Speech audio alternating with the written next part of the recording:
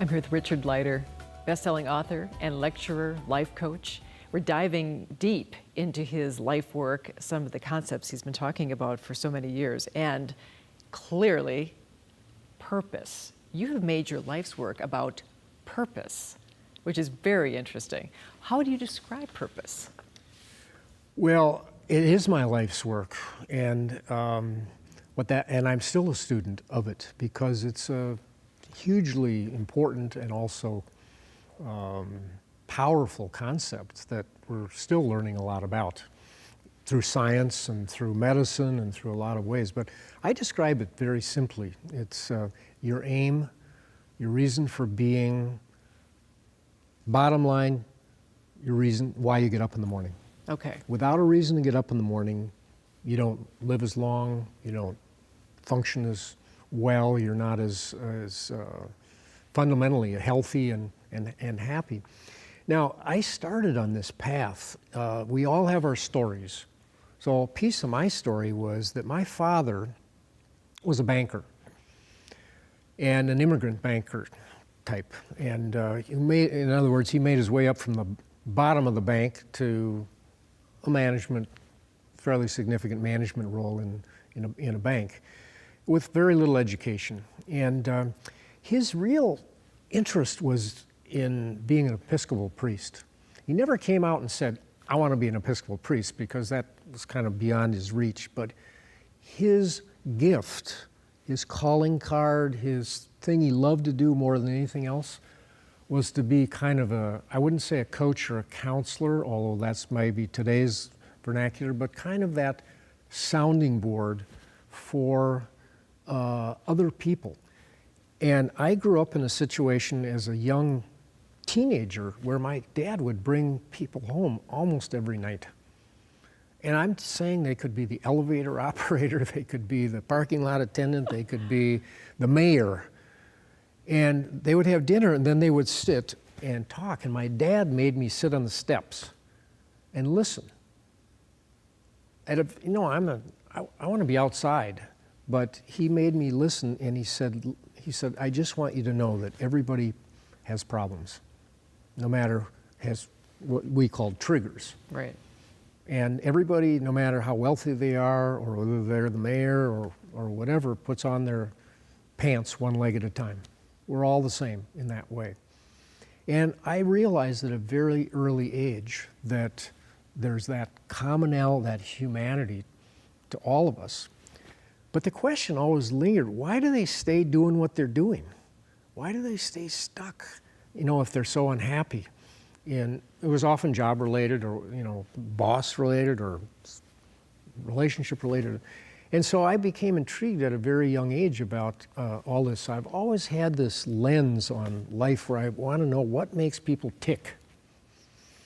So purpose sort of rose forward to me in a whole variety of ways. I've talked endlessly about my insights from Viktor Frankl. But I also met a man that most people don't know that I met, because I don't think I've ever shared this publicly before, but I met a guy named Abraham Maslow before he died. Wow. Most people know the Maslow hierarchy of needs, that you have to be this level before basics in life and survival, and then recognition, and then, all of that, till eventually there was this top called, this fancy word, self-actualization, where you became more of who you are, or who you could possibly be. But what most people don't know is that Maslow, before he died, said he was wrong. The top of the pyramid was purpose. He called it self-transcendent, but you don't just self-actualize for yourself. He said that's not human nature. You self-actualize for the sake of others. So his wife, after he died in 1970, published after his death a book called The Farther Reaches of Human Nature, which was about purpose and self-transcendence. And I met him before he died. And so I've had these experiences along the way that have built. And then I want to add just one more, and that was that at a very young age, I got a mid-career fellowship. At the age of 29, I got a midlife or mid-career, a Bush Fellowship. The Bush Fellowship. Yeah, it seems a little young for that. But. Yeah, and I wanted to study purpose in the second half of life at 29. Now, I can't tell you the reason why. I'm coming to the conclusion of this, but there were no programs to go to. So I created my own, and I created it at the Harvard Business School, where they still to this day have the Harvard Study of Adult Development. It's the longest standing study of adult development in the world. They study people from young, like college age, to deaf. So it's very expensive research. You got to keep meeting with people all the way throughout their whole lives. And guess what? They found a lot of things out, but the one thing they found out is you don't have a reason to get up in the morning, you don't do so well. Purpose resides in the research. It resides now. I just wrote a third edition of The Power of Purpose coming out in a couple months. I'm pretty excited about it. I got 4 new chapters in it, but the last chapter is, can science explain purpose? And it can and it can't. It can in that the neuroscience labs are now, so let's talk the science and then the spirit, but what the neuroscience labs are and the medical research facilities are pointing out, purpose has an impact on dementia and Alzheimer's. Rush Medical Center in Chicago, studies that show that 2 people who have the same plaques and tangles, one person has purpose, one person doesn't, this one lives on average 7 years longer and has a quality of life. It's not just longevity, it has a quality of life that has something to do with getting up in the morning to do something beyond yourself. So the point about purpose is it's not a goal. It's a value add to the world that's beyond you. It's like a ministry, if you will. Something happens when you take care of somebody else, to the brain, not just to the spirit. They're finding the same thing with stroke. Having purpose, and these studies have been done NYU. I mean, I can't remember from at the moment all of the citations of this, but they've been able to notice that stroke is reduced by 40%. 40%. Myocardial or stroke is reduced with a sense of purpose. Inflammation, I mean, heart disease, it's now coming, the science is coming out over and over. But there's parts of purpose that can't be explained. So I love the fact that we're measuring it. I've waited for this day forever, because people say, well, that's nice, but. Now we're saying, when people say, so many people fear dementia. And when you start connecting purpose and dementia, a lot of people are interested. I've been interested in it from just a quality of life standpoint. People who have a sense of purpose, a reason to get up in the morning, are the kind of people I want to hang out with. They tend to be curious. They tend to be courageous. They tend to be choice makers, not victims in certain ways. They tend to have a mindset of certain things. So one of the things I wrote in that chapter was very interesting. There was a young girl who was in the 6th grade in New York in a Sunday school class. Her Sunday school class was dealing with this question: do scientists pray? Very interesting. So, I mean, this kind of stuff I find interesting. So do scientists pray, or is it just science and, believers and not believers and skeptics? So, and she wrote her letter. They all wrote to a scientist. She wrote to Einstein. wow. And Einstein, and I got permission and I reprinted the letter that she wrote to Einstein.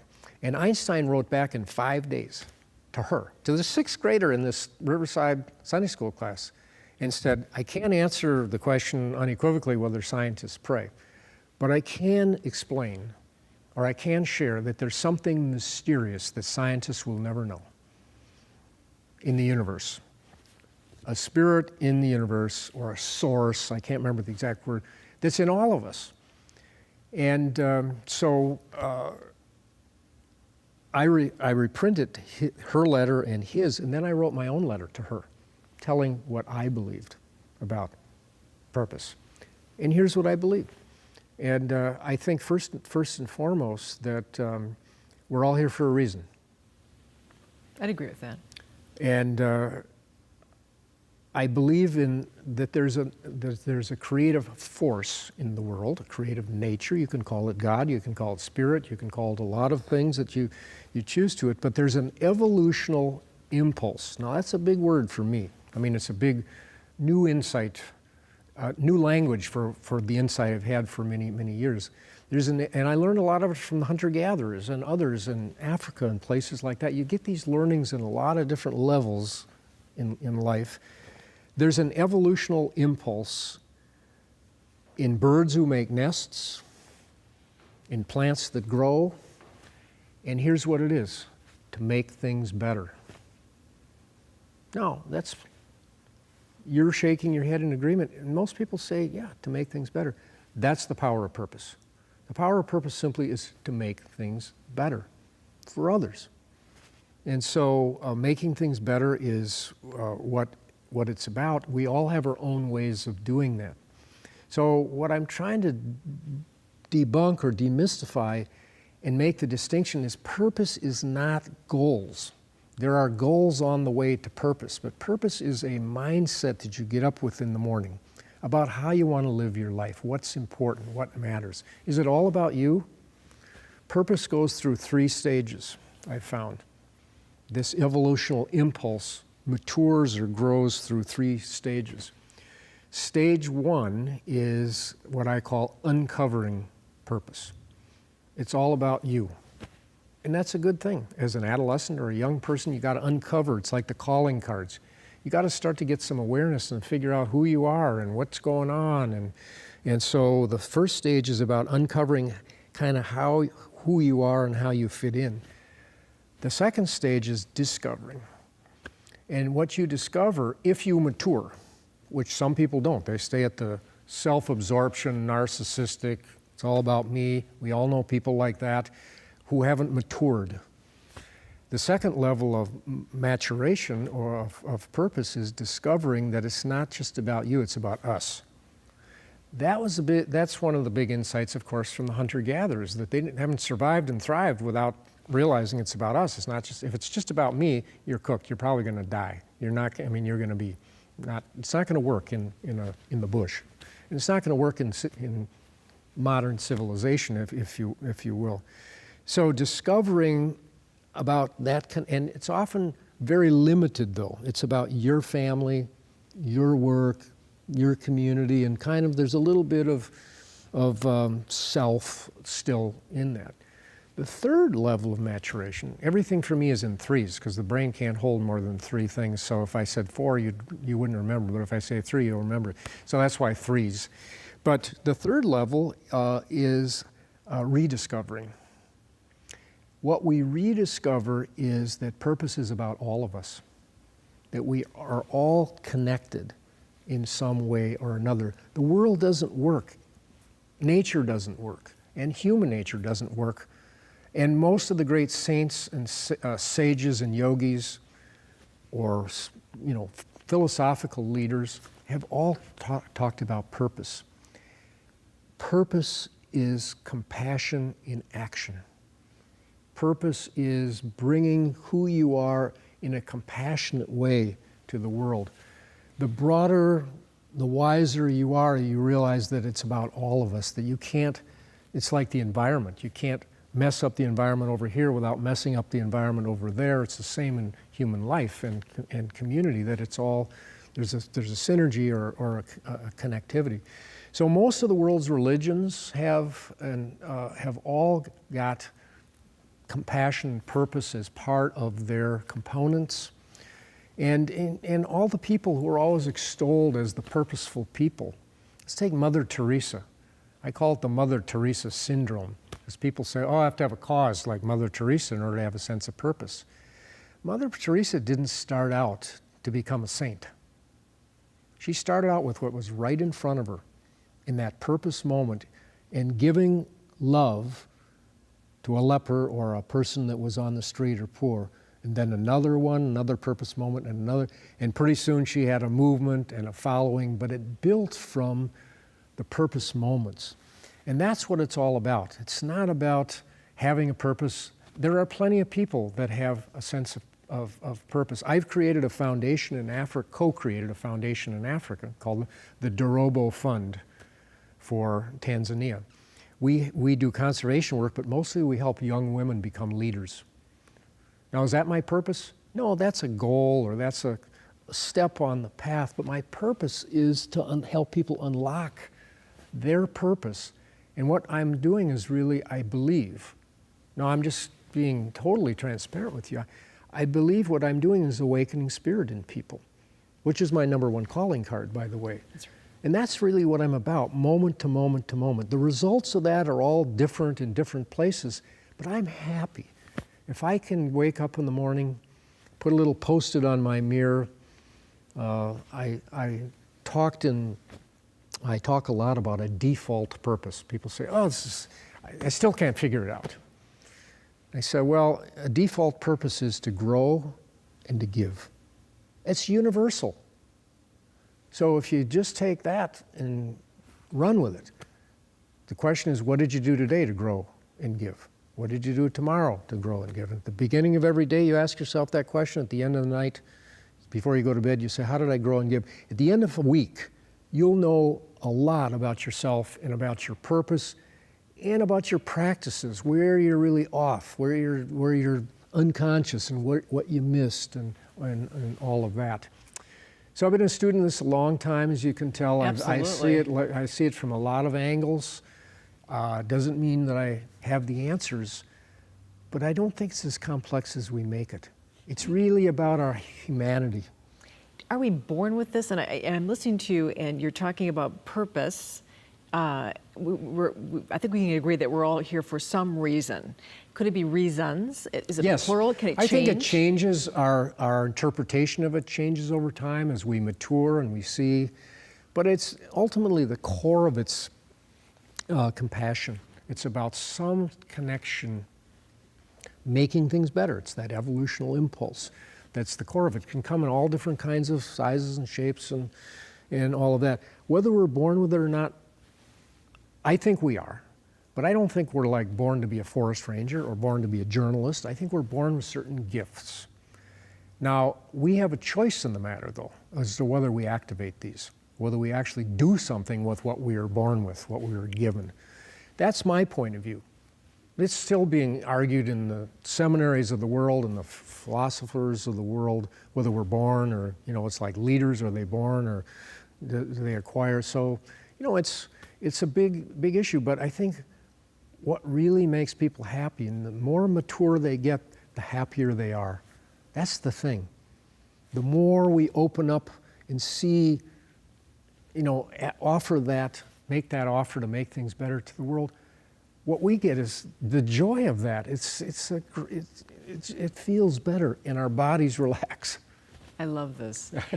Thank you. Clearly, you've done so much work, and it's very obvious that you are reflecting your life's purpose to everyone else. I am really passionate about the power of purpose in people's lives, and I've found myself, in summary, I'm more passionate about it today than I've ever been. Rather than, okay, I wrote these books and I've done this, and now, and I've done a PBS special, now I'm done.